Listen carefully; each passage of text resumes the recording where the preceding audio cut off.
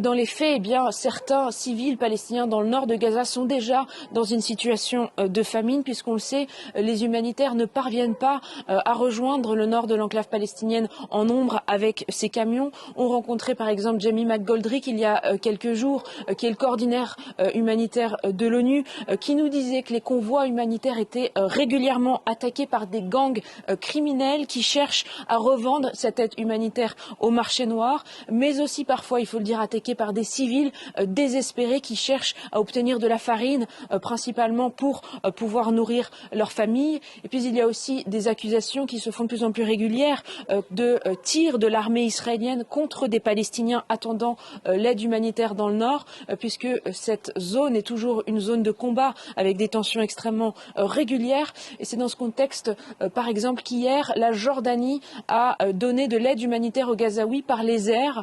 Ce n'est pas la première fois que cela advient. Ce sont des avions qui jettent des produits alimentaires avec des petits parachutes qui sont arrivés dans le sud de l'enclave palestinienne. Il y avait eu quelques initiatives de la sorte dans les premières semaines de la guerre, mais cela faisait relativement longtemps que ça n'était pas arrivé.